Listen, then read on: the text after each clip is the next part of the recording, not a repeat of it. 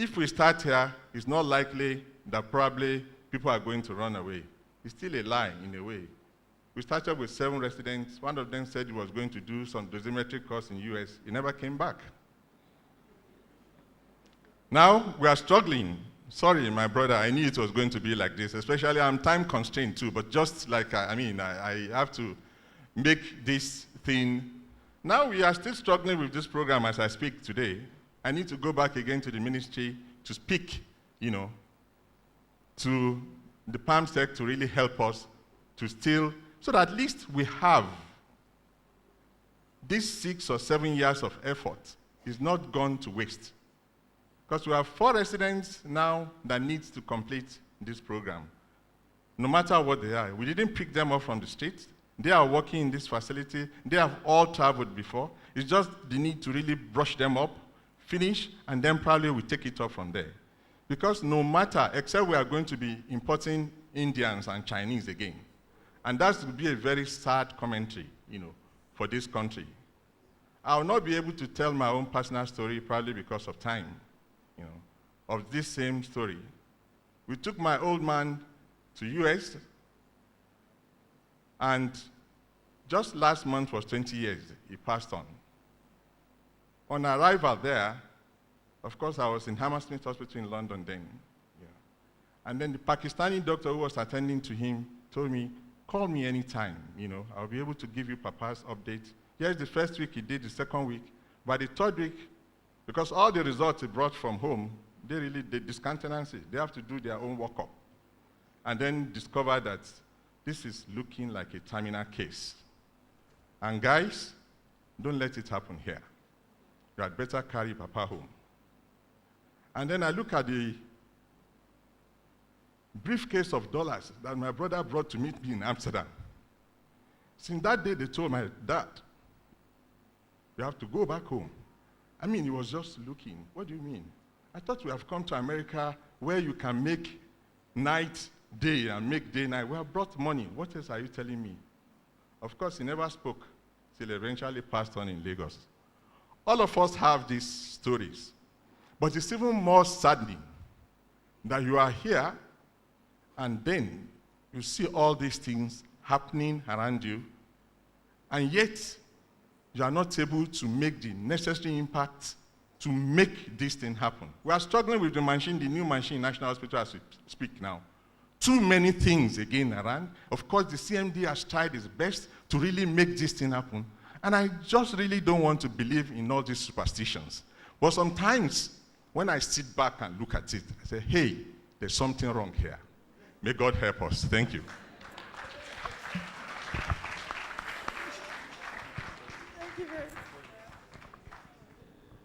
Thank you, sir. It's indeed we need prayers. We always need prayers, but if you're saying this, then I think that we have to intensify our prayers a little bit more.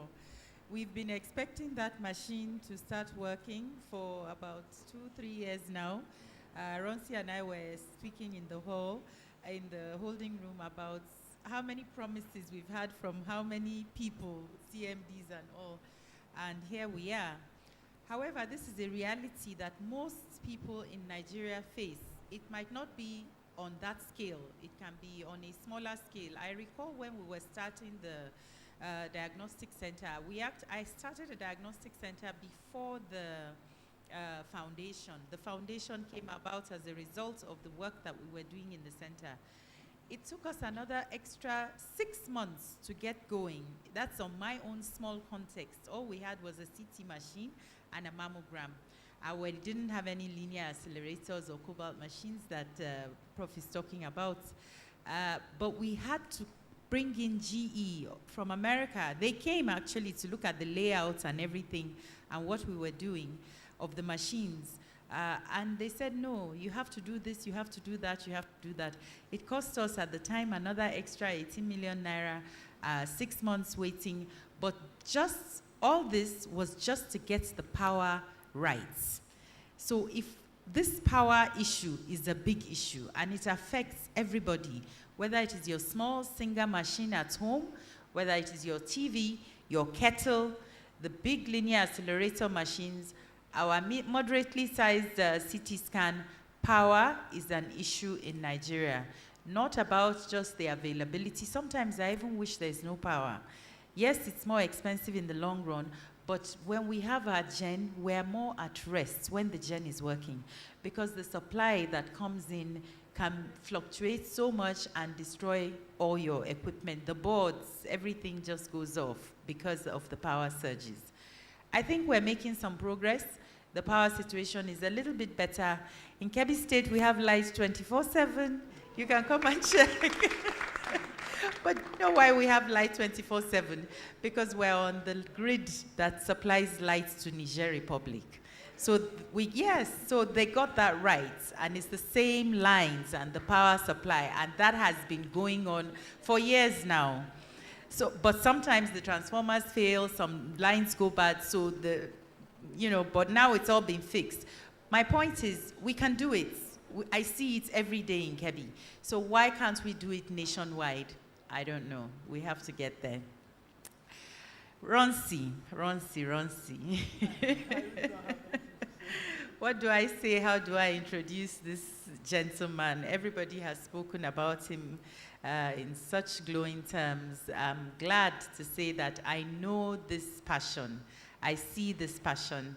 I have known Ronsi for, 5-6 years now. I met him as a little bit younger gentleman, just rounding up his NYSC, and he was interested in cervical and breast cancer, and we started working together from then. And he's become a family member, really. He's very passionate about the work that he does in cancer. He's actually a clinical psychologist, and I think using those skills that he learned, he's able to reach the crux of the matter, the human crux of the issues that we're talking about here today. He's put together so many fora for bringing this issue to light, and he keeps on doing it. He keeps on growing. He keeps on coming up with various new ways and innovative ways of getting issues heard. Over the weekend, he was tweeting like, I don't know what. I saw them and I thought, what's up with Ronsi? And his tweets got listened to, and his voice gets listened to, and we hope that if we continue and we keep on growing such passion amongst every one of our youth, we'll be able to get to the end of the problem. The project coordinator, Project Pink Blue, Ronsi, is going to tell us his own perspective now. Thank you.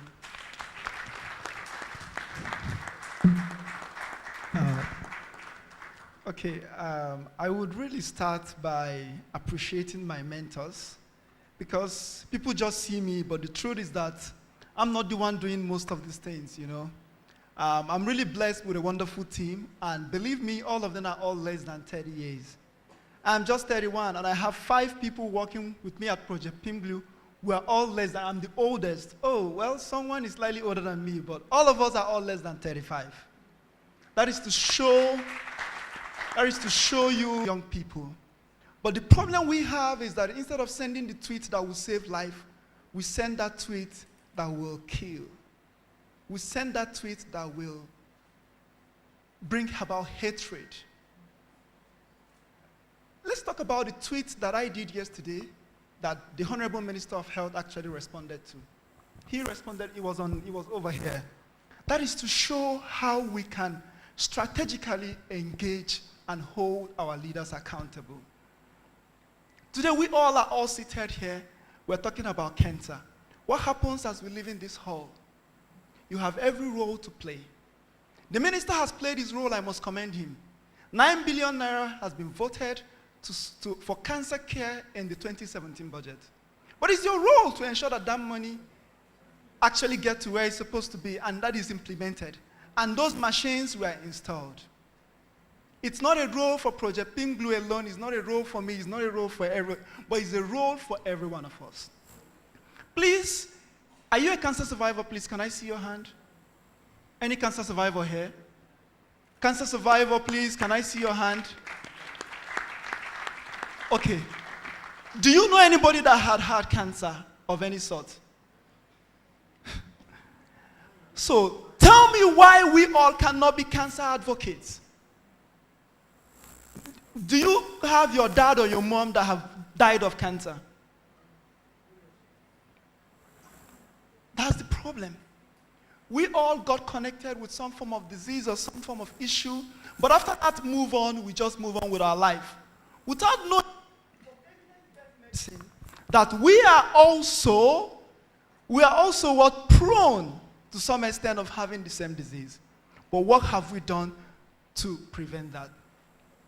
Now do we talk about the system? In Nigeria, we have over 3 agencies that actually check vehicle health insurance, isn't it?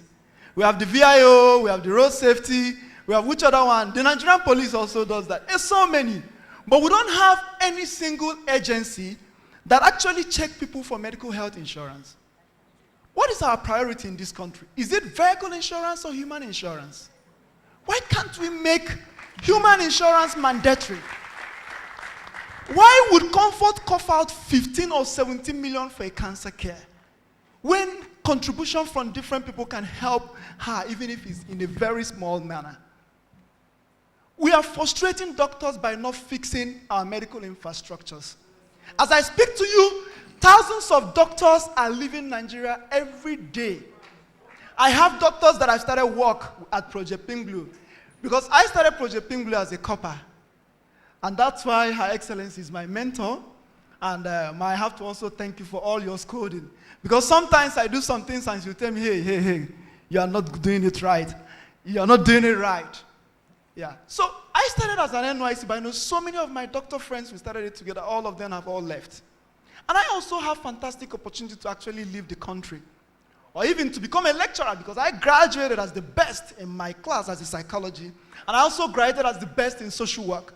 So I had a lecturership job that by now, I'm sure I will drive in a very cool car. I also may have been married, you know. But the truth is that, but that's the reality. But the truth is that what impact would that make?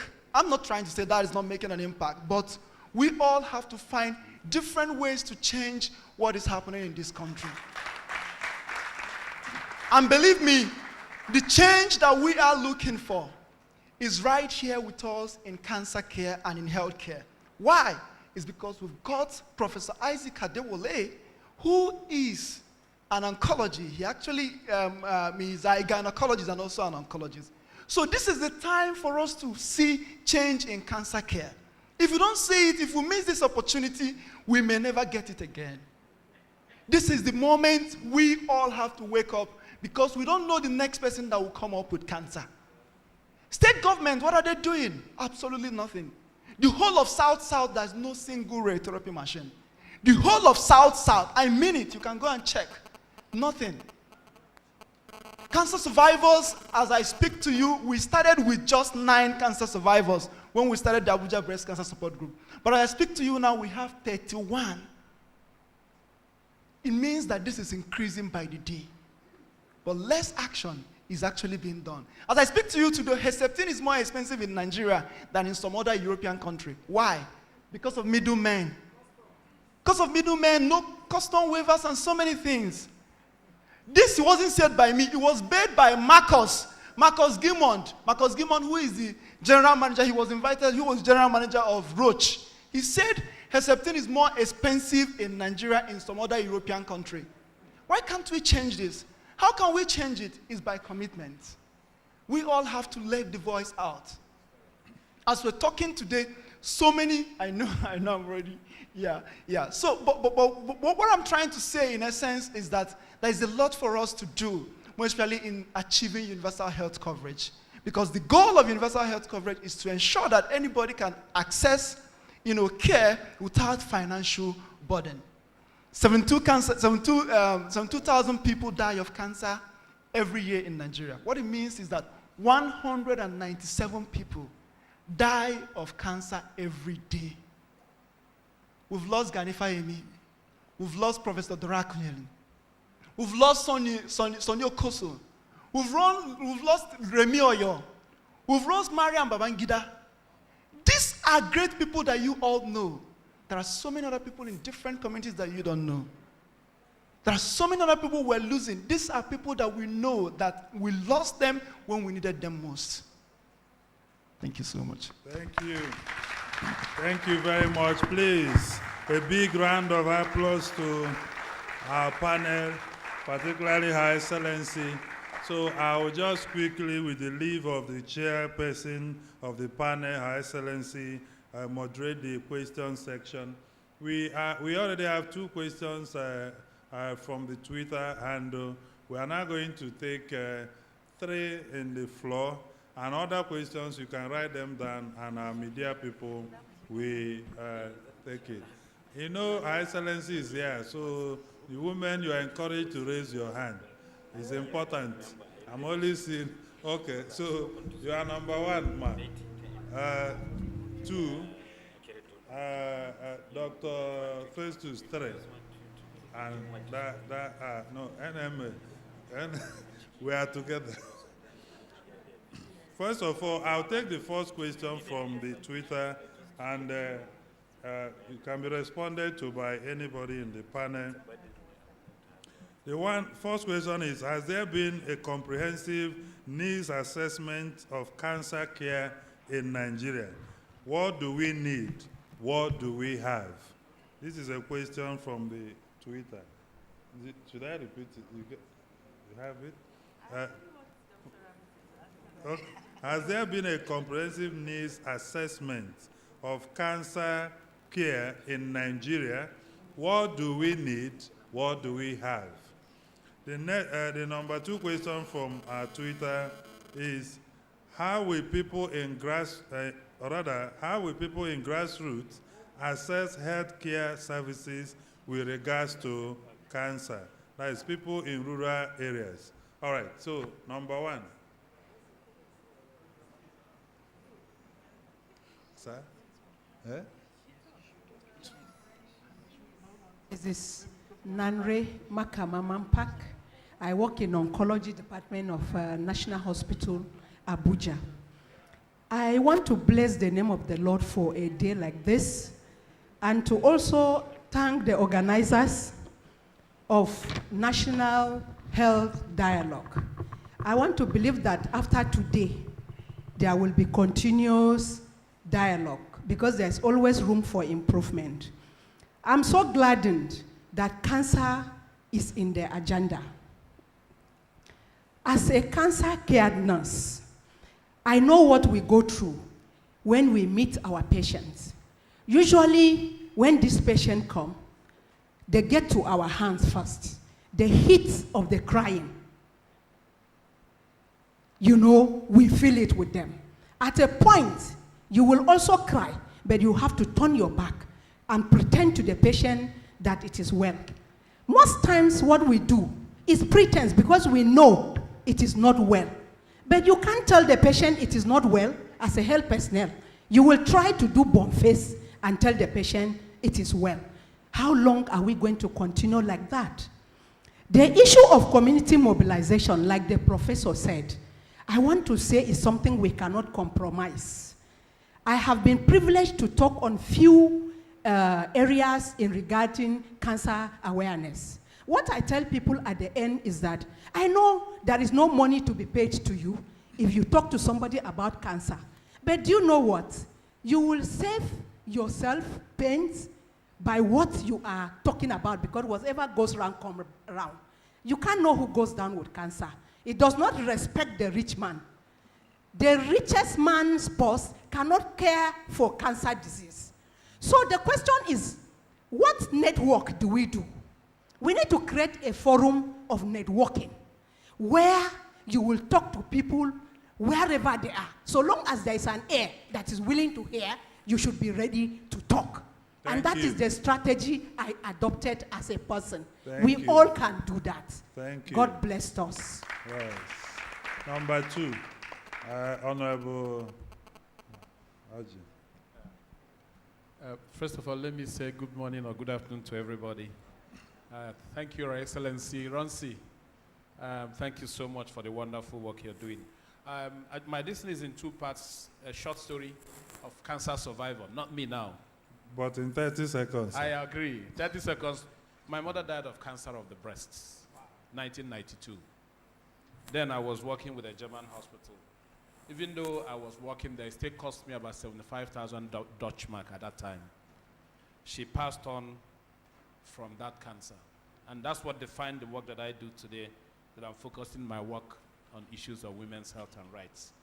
I liked what Ronsi said. What are we doing individually? It might not be in the public glare, but it adds to making sure that we don't needlessly lose our people. I'll share in 3 minutes, if you don't mind, what I've been doing, and then also recruit people to do the same, like Ronsi is trying to say. Doc, sir, 3 will not be deal, sir. Okay, let's make it 1, sir. 1 minute. Deal. Say deal. Deal then. Okay. 1 minute, yes. I tried a private sector response. I think this is the first time I'm meeting Madam Excellency. The first CT scan you received your Medicaid was my private sector response, Priority Healthcare Plus. Yes. And the reason why I did that, I was, as the country director of IPAS, I was supporting programs in 25 teaching hospitals. And I saw the deaths of medical equipment broken down everywhere. So the public sector was not going to save us. And I decided, working with my colleagues in America, to get a 25% discount from GE to make sure access to medical equipment to private medical doctors was possible. And at the same time, I got a bank to fund those equipment, collateralizing their loan on the equipment so that we can spread the payments for doctors. We put a CT scan in Zankli Medical Center, put a CT scan and C-arm in your place, put a C-arm in Cedar Crest. Within 1 year, we did $1 million worth of business. But business collapsed because GE was not very, very straight with us. And then remember the foreign exchange difference. We came from foreign exchange to 116 to 180. We lost 30 million naira in one fell swoop. That's why that business collapsed, madam. The second response I have done is that just 3-4 months ago, I worked with the primary healthcare centers in Abia State to train 30 medical doctors and midwives in cancer screening, especially VIA, for cancer of the cervix. And I want to tell you people, if you think what Ronsi and all of them are doing here is a joke, let me give you the statistics that we found out. When you train people in any skills acquisition arena, you must use live patients for them to get at least competence. We're not talking about proficiency. We used 100 women. We advertised 100 women showed up in 2 days. When we did the statistics, 20 of those 100 women had precancerous lesions. They were lucky because the next day we used cryotherapy to blaze out the precancerous cells. But 5 weren't so lucky. 5 had advanced cancers of the cervix and breast from a cohort of 100. So what are we doing thereafter? I now made up my mind that between now and December, I'm going to screen 8,000 women in 3 local governments in my area. That is positive response. And why am I doing that? The only way we can get things going in Nigeria, advocacy by talk in Nigeria does not work. Advocacy works with evidence. When I conceptualized the midwifery service scheme, my colleagues said education is a pipe dream. Thanks to Kano State, I started my evidence laying from Kano State. And thereafter, that's how the 6 key elements of midwifery service scheme that reduce maternal mortality by 30%. We can do it. Like Ronsi said, all my colleagues from Nigeria, I graduated from, 75% of them are out of the country. 2010, I was offered an undersecretary position at the UN. I would have gone. But this is where the work is. I joined Ronsi for the wonderful. Thank you, Honorable Doctor. Together we win. Together we win. All right, let's have Dr. Festus. Very quickly, sir. 1 minute is a deal, sir.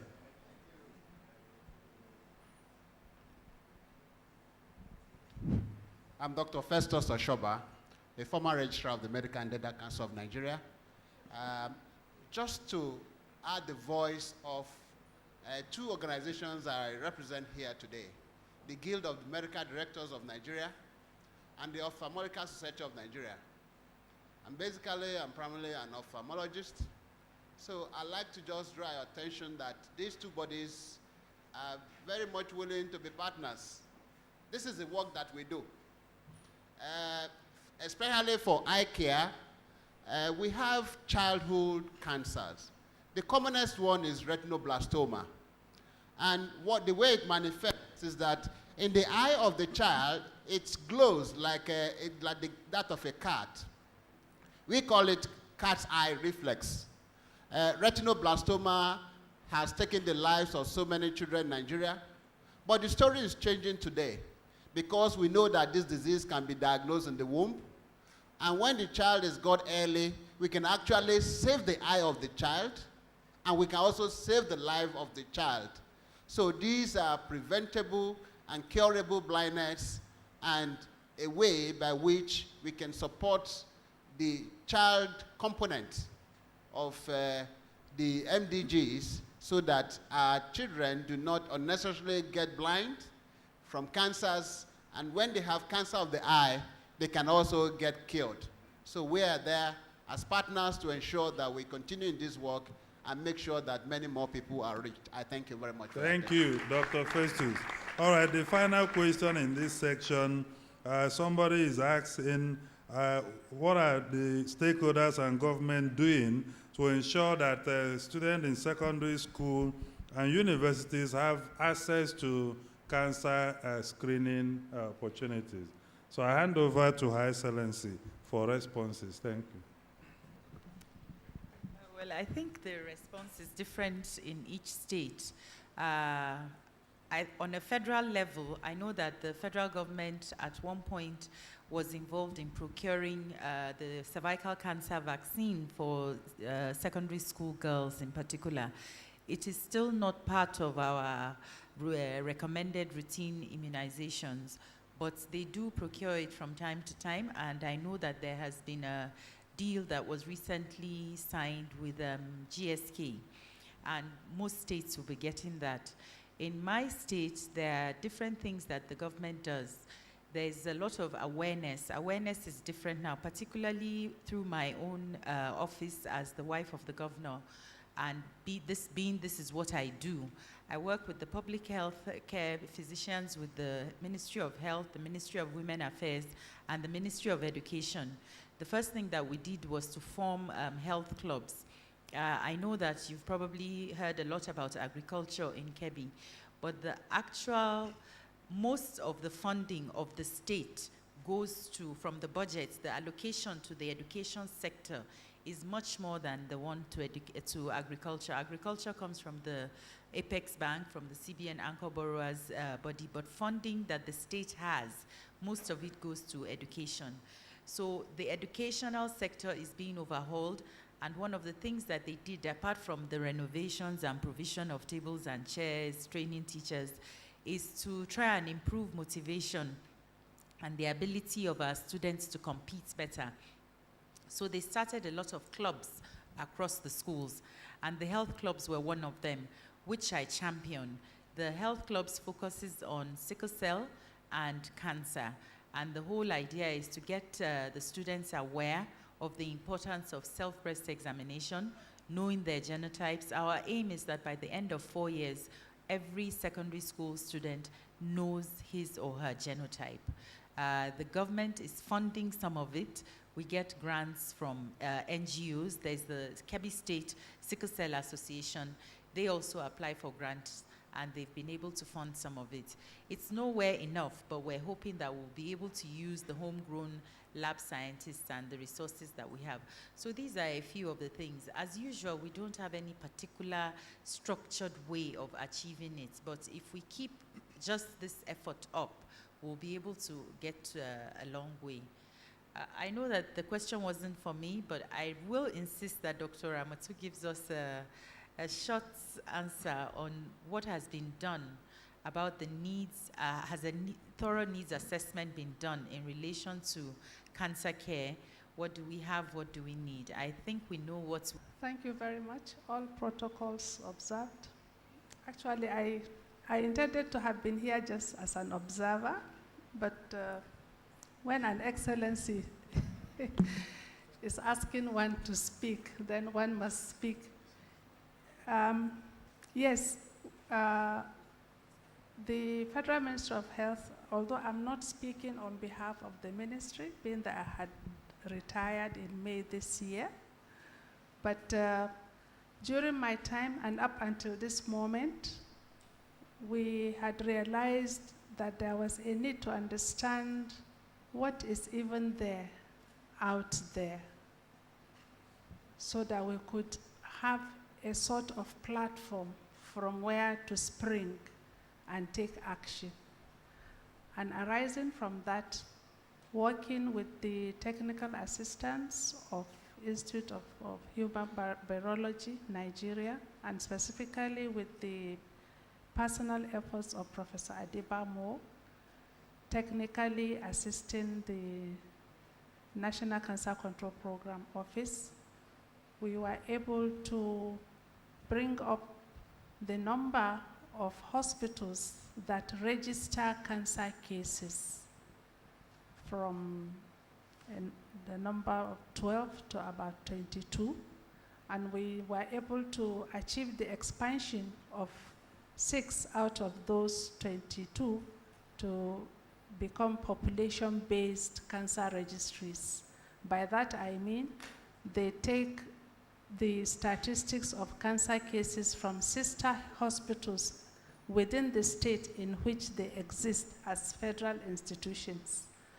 And having achieved that, we were able to come up with statistics of cancer cases that have agreed to report to hospitals as a starting point.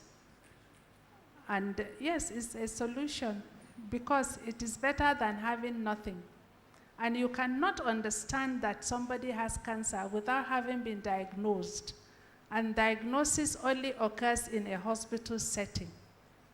And for the first time in 2012, the Globocon, which is an international body that takes cognizance of statistics of countries internationally, was able to find for the first time, quote, statistics from Nigeria for the first time in 2012 due to this effort. And this particular effort is ongoing and had culminated about 6 months ago, about 2 months before I left office, into the publishing of a book on cancer statistics that shows the statistics of cancer state by state. That is cancer as diagnosed, not cancer as you are passing and somebody is smelling. Thank you, Your Excellency. Thank you very much, Doctor. We've had a very interesting session. I hope that we'll be able to, the relevant people in the audience and up here have some lessons that they can take home with them, and most importantly, that they can act upon. To this end, I'm going to ask Professor Malami to round up and give us his closing words. Thank you. Thank you very much, Your Excellency. It's been very... Prof, we also agreed that it will be in 30 seconds. 30 seconds, yes, that is going to be a very easy one. So I just want to say, I want to thank my co-panelists for actually bringing us to this level. As a cancer advocate, it's really, really, really one of the greatest moments that we have our voices now at the national level. And if I recall, one of the ministers that I talked to, there's a very important question which was posed here about how to move cancer care to the rural areas. And one of the ministers that I talked to some years ago, I challenged him and said, look, what are you going to do for cancer? That was in 2011. And his response was that cancer does not feature in the priority of my government. That was his so things have changed. In about a week's time, cancer organizations in Nigeria will again be sitting with the serving minister. We had a meeting about a month ago in which Professor Adewale actually sat with us for 2 days to draw the draft of the National Cancer Control Plan. It was the very, very first time any minister will do that. And we'll be doing that again. He has assured us he will be sitting with us on 28th and 29th. So this is the kind of commitment we're seeing, as different from my experience in 2011. And my final word is to say, as has been pleaded by everybody, let us all be change agents. Let's be change makers. Nigeria deserves that kind of effort from each one of us, and it is time to make that change possible. Thank you very much. Thank you very much, Prof. Please, a resounding applause for our panelists. And may we have our panel rise for a group photograph. And Prof, we're asking that young man, Ronsi, should be following you for all the meetings so that we have intergenerational dialogue, sir, and transition too. So, okay, His Excellency should be there, right? Who said no? Raise your hand. Only one.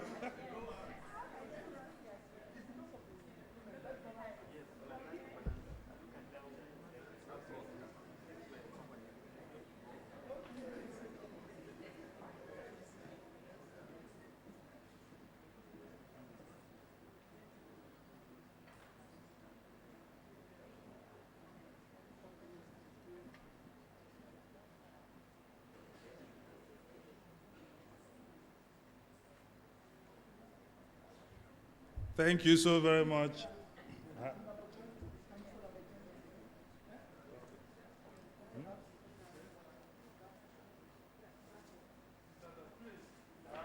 CEO of Premium Times, kindly, please, quickly too. Please, a resounding applause for him. He's making this possible today. Clap like you mean it now. Thank you.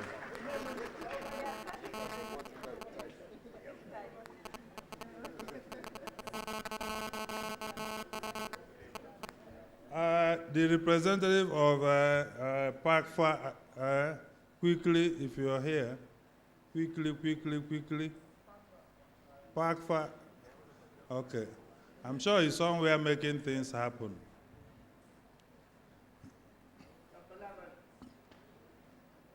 Quickly, put your hands together for her. She wowed us yesterday at the panel section. Sarah, Project Pink Blue.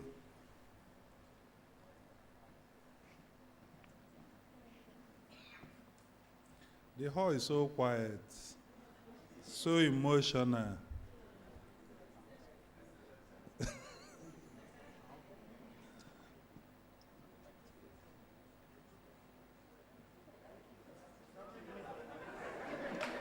Okay. Thank you, High Excellency. Right now, if you want to take selfie with High Excellency or His Excellency, you can do that outside. But I want to thank the audience for a very, very active participation. You've been wonderful, you've been committed, and I'm glad that we are making this happen. Right now, we'll proceed for our lunch break, and it will just be for 30 minutes. We'll reconvene for the next section. So thank you, and God bless you.